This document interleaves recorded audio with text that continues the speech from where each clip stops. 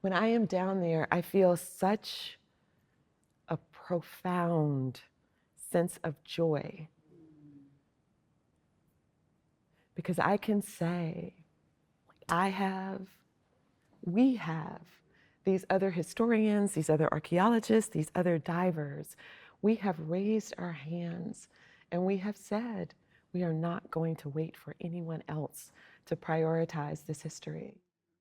We are volunteering to bring it up from the depths and back into memory. And that to me feels so powerful and so profoundly joyful.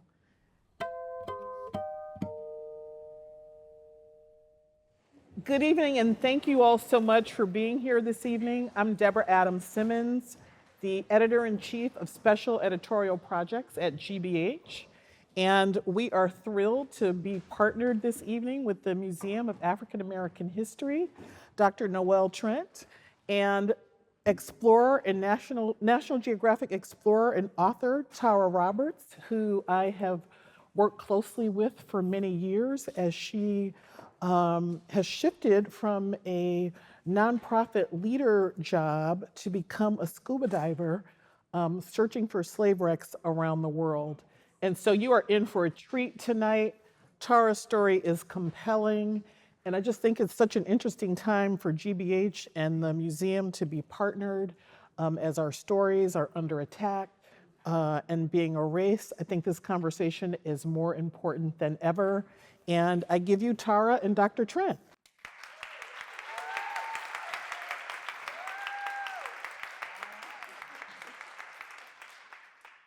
I bet you didn't know we're going to just forego the book talk and do an acoustic set with these mics, right? Good evening and welcome to the Museum of African American History, Boston and Nantucket. And you are in one of our 4 historic buildings, the African Meeting House of Boston. Now, before we get started in our conversation this evening, I just want everybody to look down, and those floorboards that you walked in on are over 200 years old. And in this space, people like Frederick Douglass, Mariah Stewart spoke.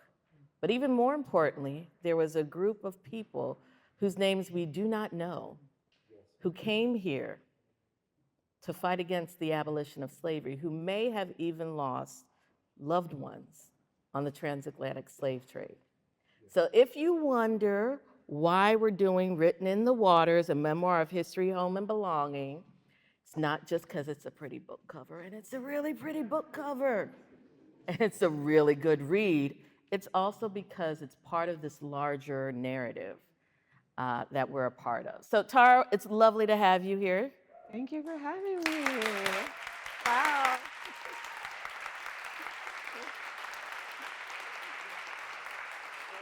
Who knew history and a scuba diver explorer could be, like a rock star? But that's what we do here.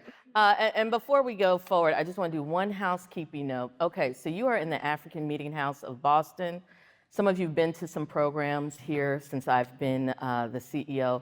We have a basic rule. This was an African American Baptist church. So we are going to abide by the African tradition of call and response. So if it feels good to you, you could say amen, you could say all right. If it gets a little too close to home, you could say ouch, or just look up at the lights as they tell you, as the pastors tell you. But we say that to say that your responses are welcome here in this place. We want everyone to feel at home as we have this wonderful conversation. So, Tara, I was reading the book and I was looking at some things, and there are a couple things that struck me. Afrofuturism is big for you. You're a Black girl nerd, fellow Black girl nerd, and a reader from way back. But I think the one thing we're all very curious about is, how did you go from a communications executive in Washington, D.C., to a full-time explorer? Help us make that connection. Okay. But first, I just gotta feel y'all in this space. Look at all these really beautiful faces, old friends, people I haven't seen in years, people I've just met, new faces. I feel really honored and thankful that you're all here to listen to this story and to help uplift this history. So thank you for coming out. Thank you, man. Appreciate that. And then especially to do it here. Like also just, like if you haven't gone through the museum, I don't know if you have time tonight to do it, but if you don't, you gotta come back. This is a really special place. I'm so honored that you allowed this to happen here today. So thank you. Thank you. Yeah. So how did All your right. journey begin? There we go. Okay. So the Because journey. this is what we really want to know. How do you go from making a whole lot of money to going exploring in the water at night? I was working for a nonprofit, so let's not say I was making a lot of money. Well, that's true. So it's funny that we're in a museum because all of this started for me in a museum. I was a person, I'm really embarrassed to say this in front of you, but I wasn't a person who was that interested in history. We'll forgive you because You'll of the forgive me? work you've done. Yeah, we'll forgive you. We'll forgive you. Okay. I also was not a scuba diver before this work. It just so happened that I had just moved to Washington, D.C. in 2016. And you guys can all sort of flash back to 2016. Yeah, I'm giving you a moment to flash back to 2016.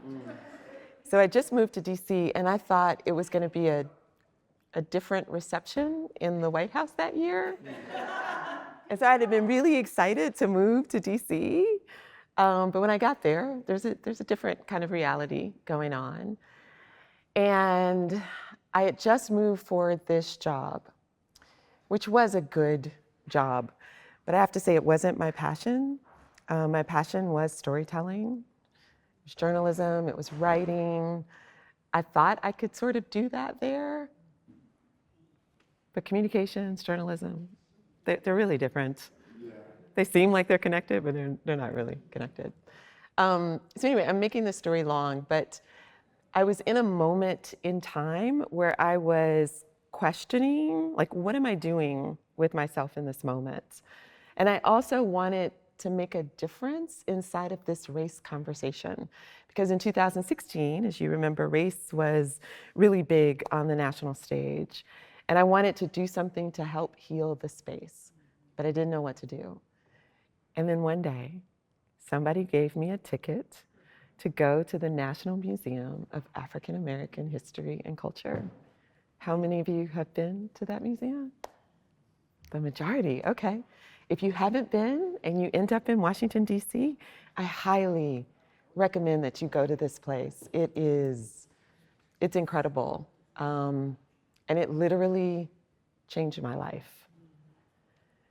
I took my time going through the museum because I lived in DC, so I could go slowly through it.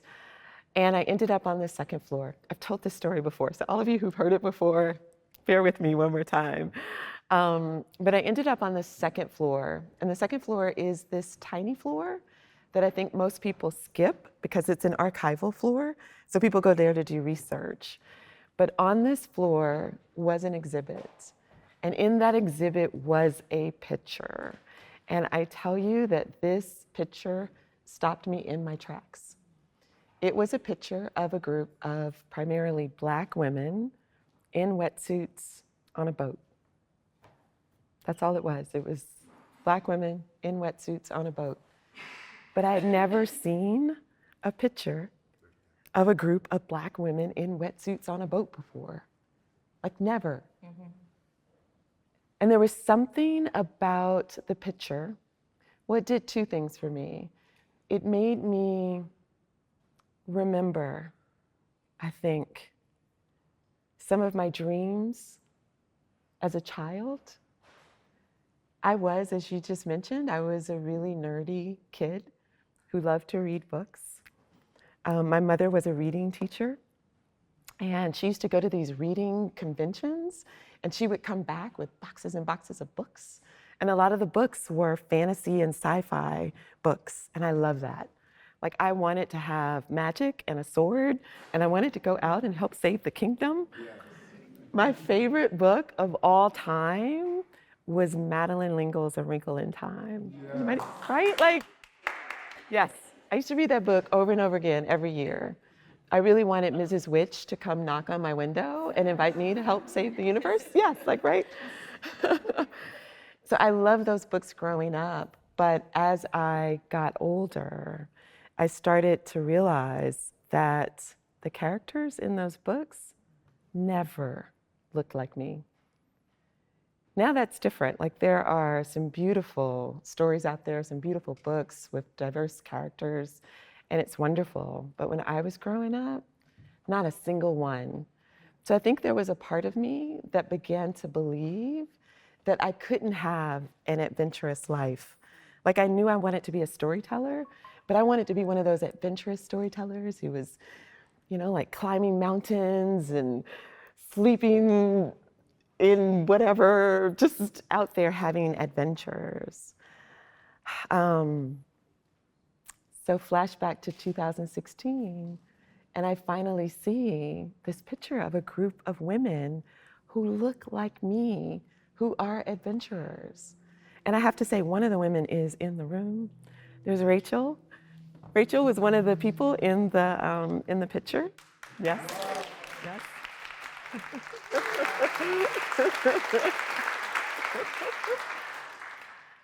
So when I stopped and looked at who these women were and what they were doing, I found out that they were a part of this group called Diving with a Purpose, and that their mission was to help search for and document slave shipwrecks around the world. And I remember thinking, what? What? Are you kidding me? Like, not only are these women adventurers, but they're actually on a real life quest to save the kingdom. So I called them up. I stayed up there in that, on that floor for like an hour, just Googling them, trying to find out who they were. And then I called them up, and eventually they invited me to come dive with them. So what does it take for you to become part of Diving with a Purpose? Because you just can't, I'm assuming you just can't walk off the street and be like, I would jump off a boat and join the crew. Like, there's quite a bit that you have to do. So can you tell us a little bit about what the training process was for you to become certified and to be a participant in Diving with a Purpose? Well, first you have to get Scuba certified. That's the first thing. And again, I am from Atlanta, Georgia, which is landlocked. So I didn't know anything about the ocean. I loved to swim, so I loved pools, I liked water, but I didn't know the ocean. So first, I had to get Scuba certified.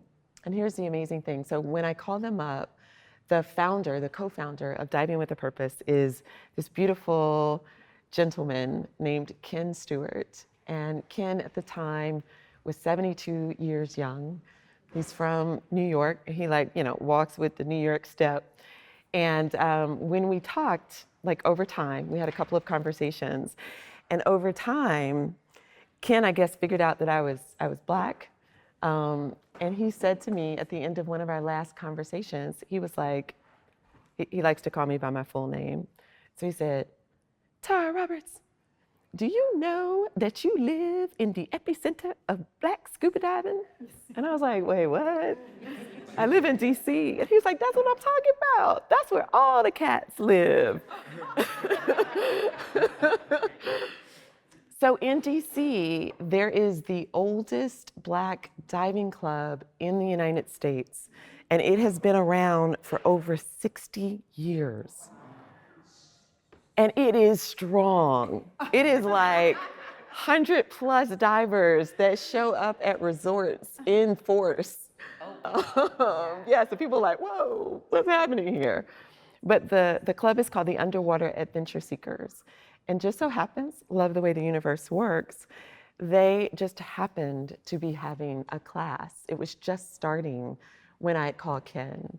So Ken was like, listen, if you want to come do this, I will get you in that scuba diving class. And so I couldn't say no to that invitation, and I said yes. And so he got me in the class, and it took 3 months to get my scuba certification. How many of you are scuba divers in the room? Ah, quite a few, quite a few, quite a few. Yes. And I will just acknowledge, not only is Rachel a part of Diving with a Purpose here, but so is Mariama, who's also about to get her instructor's license. Yes. Yes.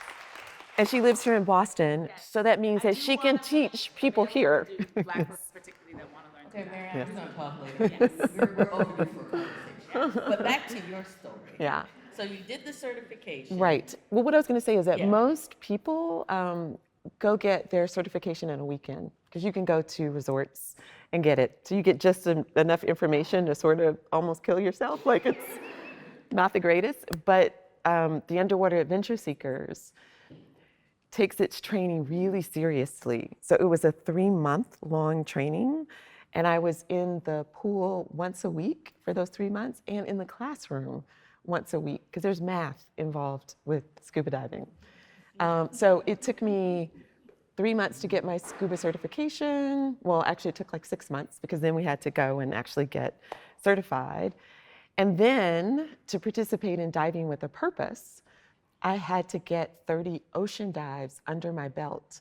Because what Diving with a Purpose does is it trains you in underwater archeology mapping.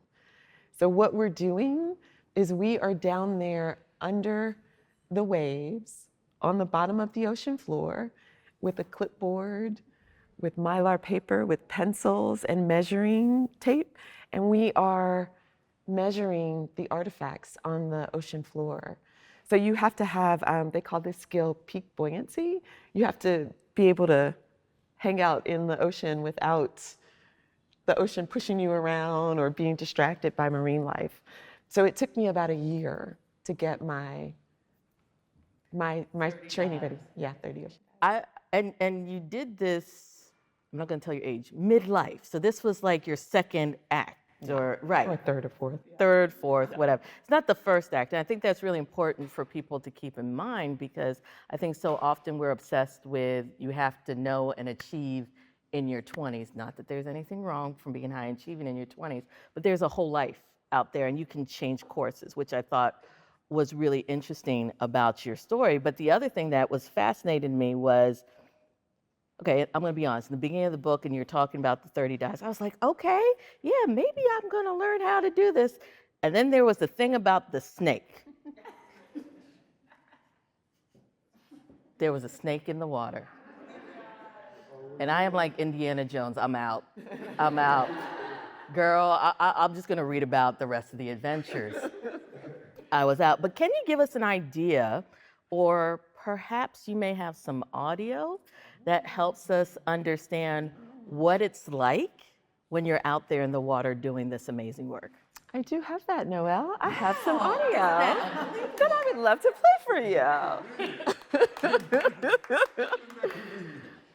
So this is audio that comes from the podcast that I did. It's called Into the Depths.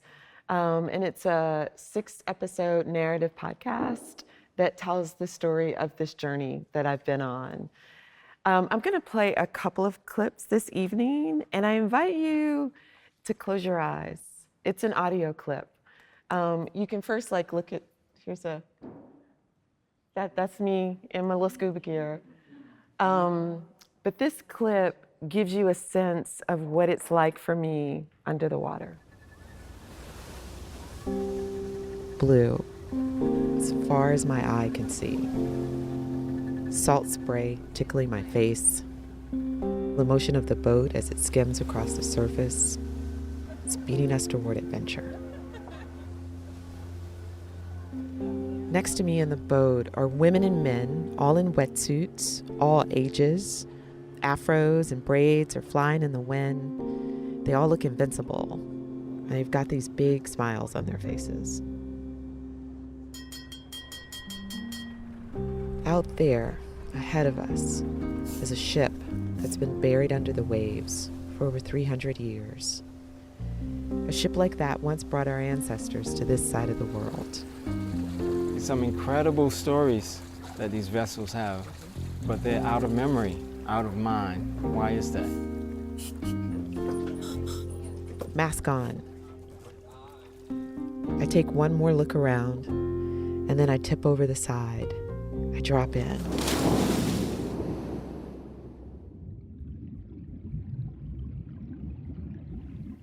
I love scuba diving. The way I feel like I'm in another universe, like I'm flying. I'm under the water, but here I can actually breathe.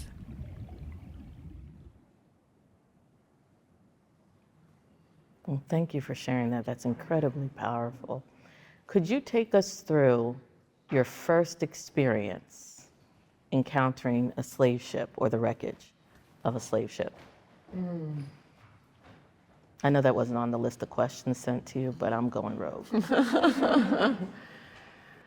I'll tell you about my experience in Costa Rica. In Costa Rica, there are two ships that are there. It's the Fredericus Quartus and the Christianus Quintus, and they are Danish ships from the 1700s. What's really interesting about these ships in Costa Rica is that Costa Rica has a narrative that the Black people who are in Costa Rica came in the late 1800s to work on the railroad. But what these ships prove is that no, in the early 1700s, there was this activity. So it provides the actual evidence, the artifacts that show that Africans were on the land earlier than that. And I remember diving that site. The other beautiful thing about the Costa Rica story is that the people who found the artifacts on the ship were young people. It was young divers who were like 14, 15, 16 years of age. And they are the ones that led the work in the community. So to go there and hang out with them and to dive with them was really incredible. But I remember what it was like when I dove the site and I encountered the anchor. So just the anchor of the wreck. And the wreck in Costa Rica also has a beautiful story because the Africans in the cargo hold did not die. They were actually set free on the shores and went into the land and populated and did their thing. But there was just something beautiful about being under the water or under the surface, seeing that anchor from the past and being able to say to those ancestors, and I feel like the ancestors are all around us. The ancestors are in the water, they're speaking to us. And even though they didn't die in that particular circumstance, I still felt like I could say, I see you. Like I honor what happened here. I haven't forgotten about you. And that just made me feel so proud to be down there. There are some people who maybe think that this work is sad work and that it is hard work and traumatic work. And I mean, maybe there's a little bit of that because, people, it is a little bit of that. But it's not just that. Yeah. When I am down there, I feel such a profound sense of joy. Because I can say, we have these other historians, these other archeologists, these other divers. We have raised our hands and we have said, we are not going to wait for anyone else to prioritize this history. Yes. We are volunteering to bring it up from the depths and back into memory. And that to me feels so powerful and so profoundly joyful. So that's a sense of what I feel when I'm under the water. Yes. Amen.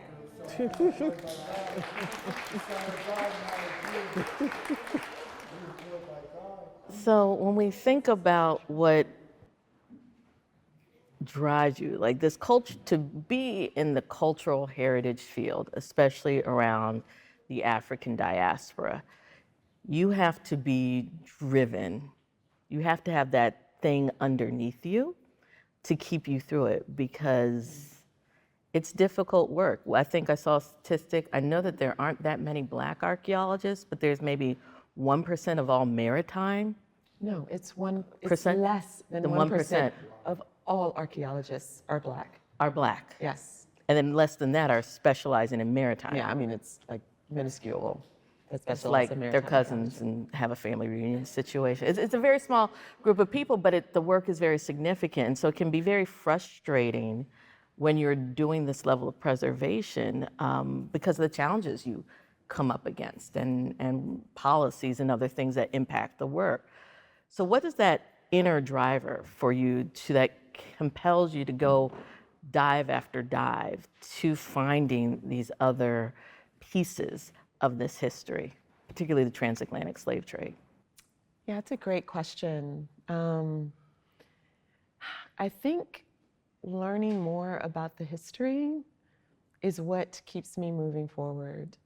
There's so much of this history that's just missing. I want to give you all 2 stats. These are the stats that I always give because I think that they contextualize what we don't know. And I also know that maybe some of you in this room are really smart, so you might know some of this. I didn't know it, so I'm going to share it just in case you don't. The first stat that sits with me is that there were 12,000 ships that brought Africans to the Americas. And they brought 12.5 million Africans to the Americas. She got 12,000 ships. What I realized when I learned that is that when I was growing up, I couldn't tell you the name of a single one of those ships.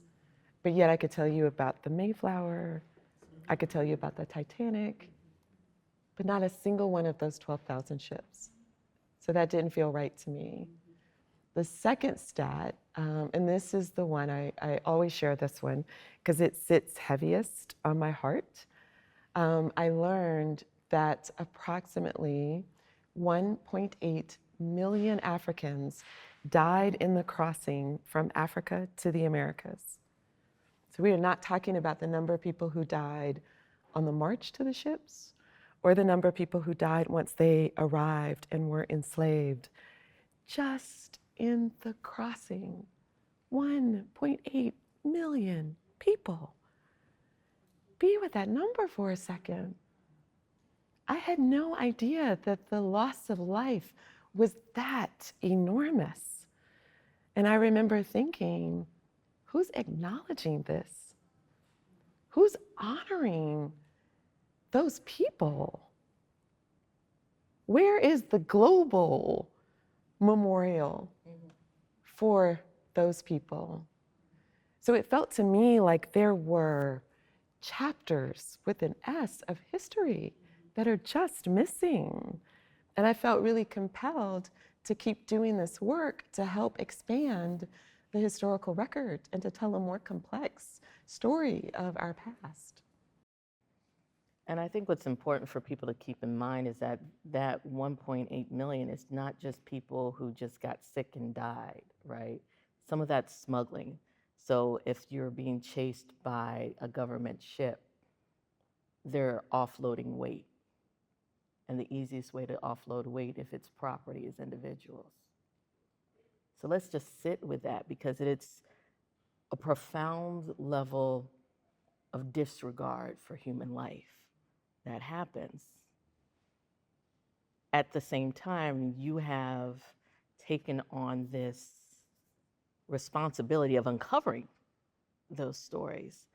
And for a lot of us in this cultural heritage historical space, when we begin to uncover stories about our community, we inevitably uncover some things about ourselves, especially when it's our community. What have you discovered about your own history through this process? Yeah. I'll answer this way, because I think that there's a bridge between what I learned, and also in the way that we think about this history. One of the things that I realized as I did more and more of this work is that I didn't really think of the Africans in those cargo holds as people. I mean, I did not think of them as people, but I didn't think of them as individuals. I thought of them more as statistics, as faceless victims. I didn't really see them as humans. It wasn't until my mother's pastor said something to me that completely, well, it shifted the way that I thought about this work, and it showed me the stakes on another level. So I was visiting my mom for Easter, and I didn't say this, but I grew up with just my mom, so it's just the two of us growing up, and we're pretty close. And I was visiting her for Easter, and her pastor was also visiting. And so my mother, who I just have to note, like, this was not that long ago. I am a grown person here. But my mother was like, oh Lord, my baby's traveling all over the world. I need to put some protection on you. We need to bless you. So she asked the pastor to bless me, and he did. And I'm actually really glad that she did, because what he said to me shifted something for me. So I also have another clip that I would love to play. And this is my pastor charging me with something. Oh, that's all the stuff. That's the book.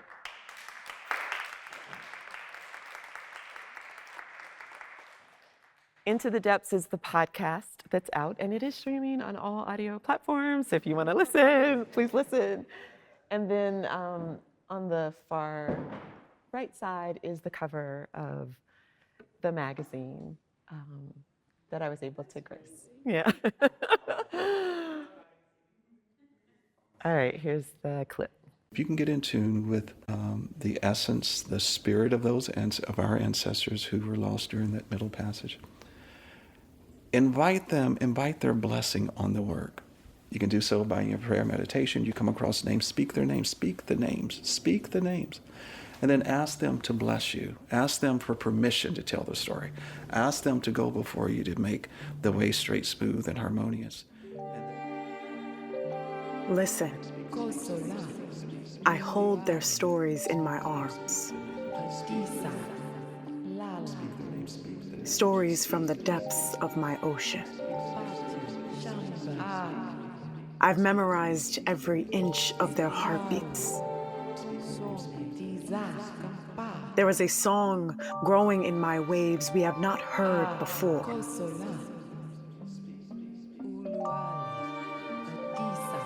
Listen. It speaks their names.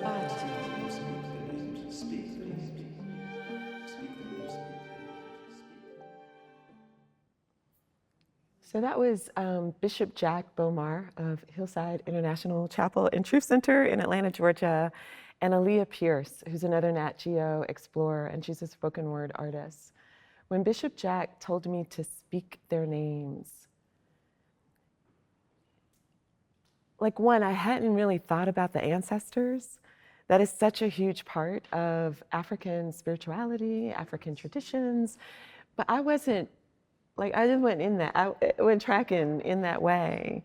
But when he told me to do that, I realized that more was at stake here, that there was an opportunity for deep, deep healing by speaking their names, by bringing their stories up from the depths. And these are not just statistics or faceless victims. These are mothers, fathers, daughters, sons, maybe it's mathematicians, poets, farmers. It's people with stories, whose stories deserve to be remembered. There's no way that I'll know all 1.8 million people's names, but we can still speak their names. And what if by doing that, by speaking their names, we can bring their stories up in their fullness, in their wonder, with honor, with respect, with the possibility of actually healing a wound that has festered in our world for far too long. That to me feels like that is what's at stake with this work. Like we were talking earlier, and I don't know how time works. Do you know, like maybe time is linear, but maybe it's not. You know, is there a way by healing, by speaking these names and healing the past, does it heal something for the future? You know, like this work, again, it is not about trauma and tragedy and sitting in the pain. For me, this work is about moving through it. But in order to move through it, we have to look at it. We have to actually see it. Yes, we have to bear witness and we have to honor it. And then we can transform it. So it feels like that was such a long way. I think I got off track with that No, answer, I but think like, I'm going to make it make sense because I Okay. think that, and I'm not going to spoil the book, but I think the second half of the book, you take the reader through what that exploration was like for you. And the only way you can find that out is if you buy the book. But I think that that journey for the reader helps you close the book and understand what you have just illustrated in a very profound way that you have to just sit back and say, all right, it is well. yes. These are not just stories of death. Our stories are not just stories of pain and trauma and tragedy. There are stories of resilience, of resistance, of survival, stories of love, of joy. Like one of the things that I think is missing when we look back at this history is that we don't see it in its full humanity. Like we pull out the little pieces that are the traumatic pieces, but to really give honor to these people and to give honor to this past, it's seeing it all. So I love it. Yeah. Yeah. And we were talking earlier, and I've done some work with the National Museum of African American History and Culture around, I was a contractor for them around the time that they were finalizing exhibitions about to open up. And I distinctly remember a period of time where they were like, so we're gonna take a break, you keep doing your research, but some of us are going to Africa for a diving trip. And I was like, I wanna go. And then there's some cross section here, but everybody came back. And I was like, oh, hey, how's the trip? And it was just this sort of awe on people's face. It wasn't like we experienced something traumatic. It's the spirit that people said, Lonnie was there, we witnessed something. I can never be the same in doing this work again. Can you just talk a little bit about that? And I think you might have something about that too. I got another clip. You got another clip. So true. So this is the story of the South Paquet d'Africa, which is a ship that was found in Cape Town, South Africa in 2015. And it was found by a team called the Shipwrecks Project, who are housed at the National Museum of African American History and Culture. And Diving with a Purpose, the group that I follow, is a part of the Shipwrecks Project. So they found the ship 2015. When they found it, they realized that the ship came from Mozambique. So that's another sidebar. I didn't realize that East Africa was a part of the transatlantic slave trade. This is just how much of information I think is missing about this history. But so the ship came from Mozambique. And when the team realized that, they realized that the people who were in the cargo hold were of the Makua ethnic group. So the team decided to take word back to the Makua people to tell them what happened to their ancestors. So they take word back, and the Makua people decide to have a celebration because they finally know what happened. So they hold a celebration, and it is full of music, of food, of dance. You know how we do. Yeah, all the things. And it was also full of speeches. And at the end of this celebration, the Makua chief offers a gift to Lonnie Bunch. And Lonnie Bunch is the founding director of the National Museum of African American History and Culture. And now he's the head of all the Smithsonian museums. And this trip, this ship was really important to him. So it was important for him to be there. The Makua chief handed him a gift. It was a cowrie shell encrusted basket, and he charged Lonnie with a mission. I'm going to let you hear from Lonnie tell you about that mission. And so I'm looking at this beautiful cowrie shell encrusted vessel, just gleaming whiteness. And when I opened it, it was full of dirt.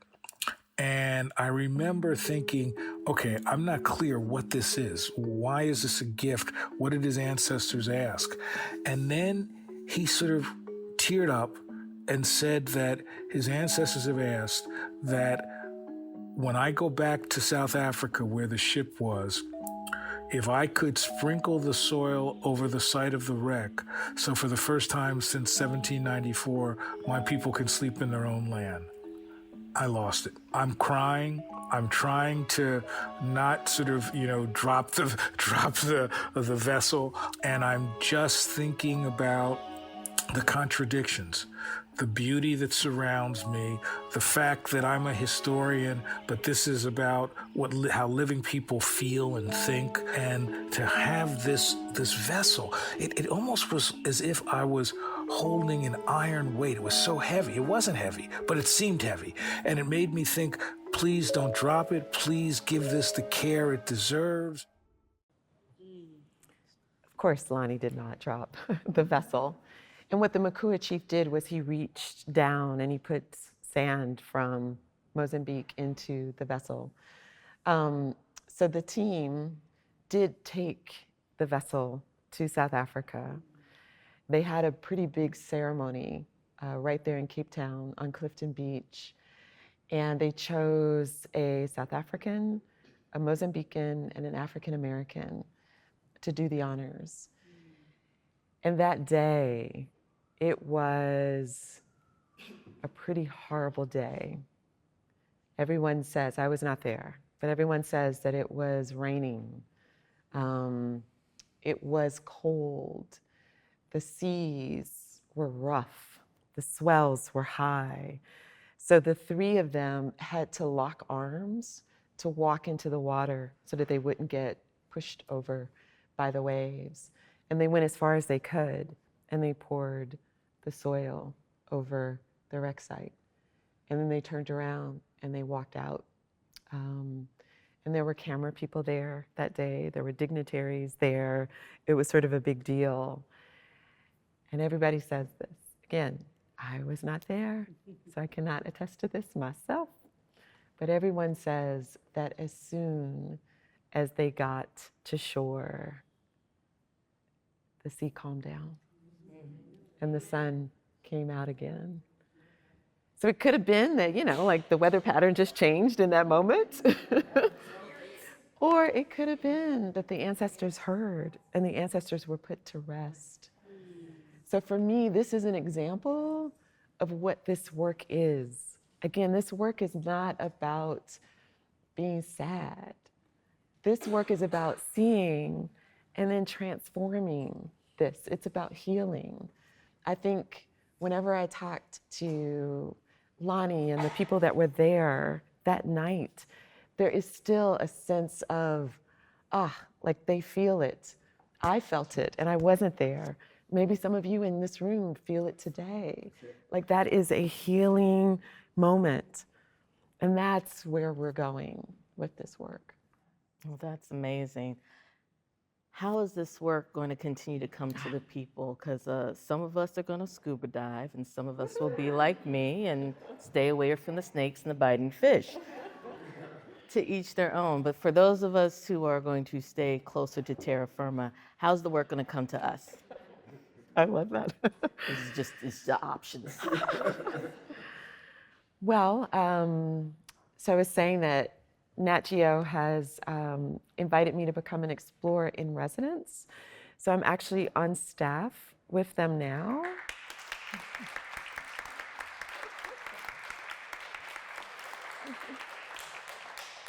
But I'm on staff to birth one particular project. Like, I'm not just on staff in general. And that project is a part 2 of this work. It's a little early to talk about it in its fullness, but it's going to be an amazing project if we can make it happen. What I'm hearing from you is first we got to read the book, then we're going to wait for the movie, and while we're waiting for the movie, this new project's going to come out, right? Yeah, and I Okay. will say this, that the project centers around this idea of honoring and memorialization. And I think that we're proposing to do it in a very unique and hopefully powerful way. And if any of you want to follow the journey, y'all can follow me on Instagram. It's Tara Roberts Explorer, or you can join Nat Geo Society. They will be announcing it along the way. Well, I don't know about anybody else, but the Museum of African American History will keep its doors open for you. So whenever you're ready to come back and tell us about this project, you can. Don't ask me if we're going to do a scuba diving trip, y'all. We got to raise some more money first. Raise some more money, then maybe Mariama will take us on a scuba diving trip, okay? That's the plan. Thank you so much, Tara. Do we have time for a couple of questions? We got a little bit of time? All right. So we're going to open up for questions. One of my lovely staff members here, Selvin's going to run the mic around. I'm going to encourage everybody. We have a little bit of time, y'all. And I'm channeling my inner Callie Crossley, but I'm not quite as eloquent as her. We're going to encourage you to ask a question and not a comment. This is more of a thought. We have a reception downstairs with food. You can have your more thoughts or comments down there. But if you have a genuine burning desire for a question to ask Tara, we absolutely want to do that for you. So thank you so much, Selvin.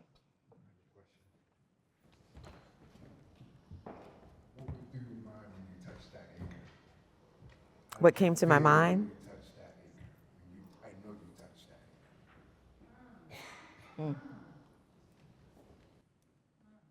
I felt wonder. I know a number of the divers have really different experiences when they encounter some of these objects, specifically when they encounter the objects of violence that are left in the water, like shackles or those sort of things. It's perhaps a different feel. But for me, with that anchor, I was like, I'm touching the past. This can't be denied. This is a physical, it's evidence. It proves what happened. And I am a witness of that. So I felt wonder and pride. That was, my big thing. Getting tingles. Do we have another question over here?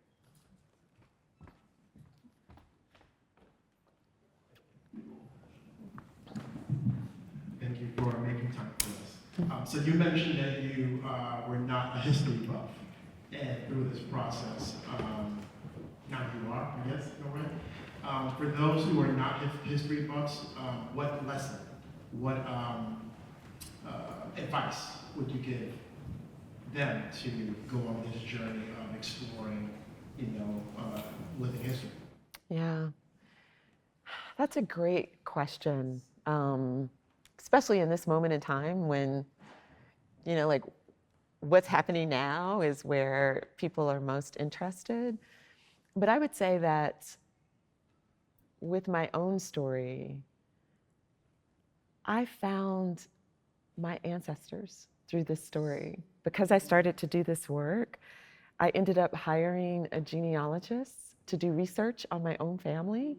And I found my great-great-grandpa Jack, who was somebody that I had not been interested in, did not know his story, was like, whatever, again, I'm in the future or I'm in my imagination, not caring about the past. But now that I have found him, so that is what's available, is a connection to our family, which also helps us understand, I think, who we are in the world.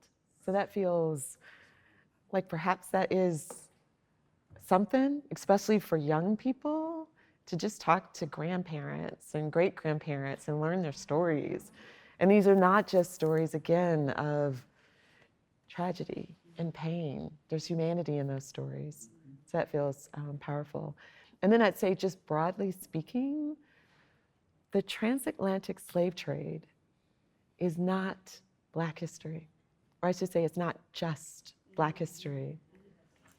It's not just American history. When you go abroad and you start talking about the transatlantic slave trade, people are like, oh yeah, America, y'all should handle that. That's right. It's not just This is global history. The world would not look the way that it does if not for the transatlantic slave trade. Europe, Africa, South America, North America, and the Caribbean would not be what they are if not for this moment in our history. It created wealth, it destroyed wealth, it changed landscapes, it created trade routes that we still use today. Like, it is the foundation of our world today, but it is a history that is not often taught, that is distorted if it is taught, or it's taught not in its fullness. But this is something for all of us to embrace. And I actually think that this is sort of what has emerged for me doing this work. I've also begun to think of the transatlantic slave trade as something really powerful to move us forward. I think of it as the thing more than anything else in our history as humanity. It's the thing that connects us. There is a way that Africa, Europe, North America, South America, and the Caribbean are deeply intertwined because of those 12,000 ships that brought 12.5 million Africans to the Americas. If you just think about the transfer of cultures, of philosophies, of religions, of ideas, of goods, of people, like, we are a part of each other. We are connected. So what if we lean into that connection? If we saw ourselves as connected, could that potentially change how we think we're responsible for each other? Could that be the thing that changes things?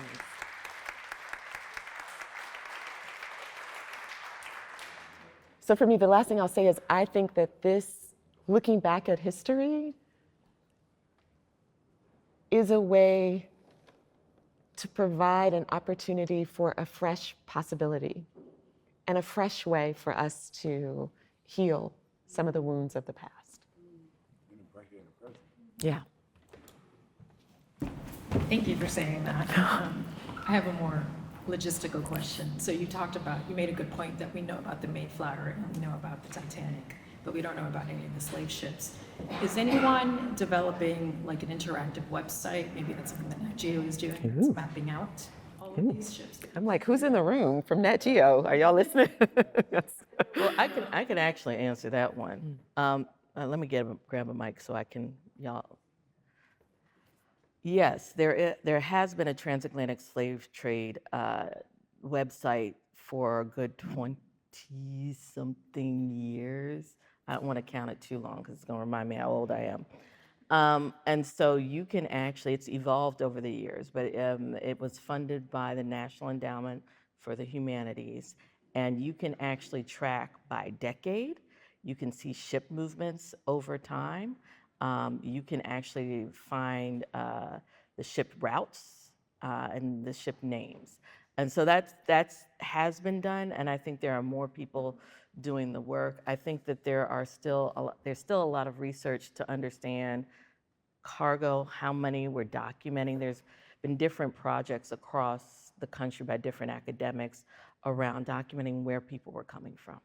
And so there's a lot of documentation around that, but what's great about this maritime archaeology is that it moves it from being statistics and a really cool animation to something that's living and breathing. Yeah. And the name of that site, just so that you know, it's the Transatlantic Slave Trade Database. Yeah. It's slavevoyages.org, and it is quite extensive. Quite fascinating. Yeah. Do we have another question? In the back? Yeah, Sylvan. Thank you. I was just curious if you, you said this is not history that's taught. I am a history teacher, and I want to teach this history, and I'm just curious, are there opportunities for students to come and I know you have to get a certification for the work that you do, but do you have a taste of what that's like and you could experience? That'd be so cool. Experience the history or experience this, what I do specifically? Yes. Because Yeah. you mentioned there's 1% of divers who are doing that since and how special it was for you. I just think we're talking about pathways and Yeah. things that students could do someday. It just feels really meaningful. Got it. Okay. Well, I will say that Diving with a Purpose has a youth component. It's called Youth Diving with a Purpose. That's where Rachel comes from. She started with Diving with a Purpose when you were, what, 14? 16. Yes. And now you are, I won't give your age, but you grew up through there. So Youth Diving with a Purpose is open to young people between the ages of 16 and 24. And I know, of course, not everyone can come and do a course, even though they are offered every year. But we at Nat Geo, we have some Explorer classrooms. So we invite classrooms from all over the world to come and engage with explorers. And I've done a few of them. So I've had my mask and my VCD and my snorkel, and I've shared some of the work in that way. And also Into the Depths has a study guide for young people. So if you're interested in listening to the podcast with young folks, one of our lovely colleagues, former colleague Shannon here, put together that study guide. So it's for middle school. Yeah, it's for middle grade students. That's one way. Any other questions? I got a question. Okay, let's get the mic to you. What did I just knock down? So this isn't exactly about what this is about, but I have listened to half your book at this point, the last couple of days when I signed up for this. And you really made a shift in your career, and it was really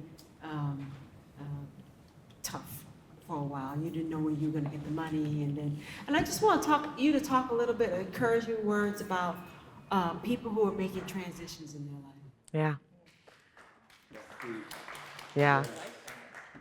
All I have to say is that it's never too late. It's really never too late. I was mid-career. It was a decent job. It was a nonprofit salary, but it was decent. But this spoke to my heart so much that I stepped out. And I think I said, I didn't have an assignment. I didn't have funding. All I had was a sense inside that this felt right to me. When I thought about going to work every day, again, nothing, the job was fine. But when I thought about going, I just felt so tired. I didn't want to be there. I didn't want to do that. My soul was speaking to me, but I didn't know what.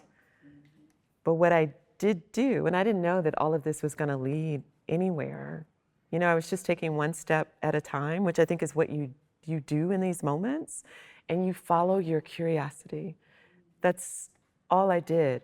And I would say I followed the curiosity. I also followed the lightness. When I thought about the divers, I just felt such a sense of joy inside, and I wanted to keep following that feeling. When I thought about other things, I felt heavy and tired, because I think your body, I think the soul speaks to you through your body. If you pay attention to your feelings, that's a guidance. Like that's telling you, that's your soul being like, oh no, honey, that's not for you. And even if you don't have all the answers, because I didn't have all the answers, trust that, like take the step, and the universe will meet you. I say the universe, people might use other, yeah, like it'll meet you. Yeah, yeah. And following the lightness, really. Like that's, yeah. Okay, I like that. I like that. Okay, now you're trying to do my job, and we're gonna have to have a conversation. And I also know that it might sound trite to say this. I imagine maybe there are people in the audience who are in the middle of transitions or who want to make some kind of transition, and it seems hard. And I think that this advice is actually not trite. Like following the light inside of you, what gives you a little bit of joy. And it'll take you where it takes you. This could have taken me nowhere. I mean, it would have taken me somewhere. It didn't necessarily take me to National Geographic, but it took me where I needed to go, and I think that is important. Well, thank you so much, Tara. Thank you. It has been a wonderful evening. Give her another round of applause. Can I play the last clip before we go? It's like a minute. So she has one more clip for you. This is the ending clip. This is the last clip. Do you guys want to hear one more clip from Tara? The last one. Okay, I will let you play the last clip. All right, so this is a clip of me talking to my nieces about my work. And I think this is a good last clip because this work is all about the next generation. It's like what we do or don't do for them is what they inherit. So, do you think it matters to know that kind of history, where we came from? I'm here with my nieces, Wu and Shai, trying to be the conduit for them that my ancestors have been for me. We're learning from each other. I think it matters. I think it's pretty cool. Let me ask you this. Do you know that your ancestors, like way, way, way back, came from Africa? Did you know that? Yes, I did know that my ancestors came from Africa. Do you guys know about the work I'm doing? The history of the slave ships and about your family. Yeah. I'm following these divers as they search for slave shipwrecks. So what do y'all think about that? I think that's pretty cool. You get to explore more about the world and you get to learn more stuff that you didn't already know. And I think that's cool. Do you care about that history? Like knowing all that far back? It's awesome. It's cool, like when you get older, you'll be able to tell people that you had this cool aunt and she did all this stuff and she got to explore the world. I wish I could do it, but I still got school to finish up, which is boring. Because if I didn't have school, I would have been joined you on it, of course. Will y'all come scuba diving with me one day? Yes, I will. Yes, I will. Yes, I will. Yes, you will. All right. This is the new saying. Instead of Obama's yes, I can, it's yes, we will. Yes. That's the hope of this work, yeah.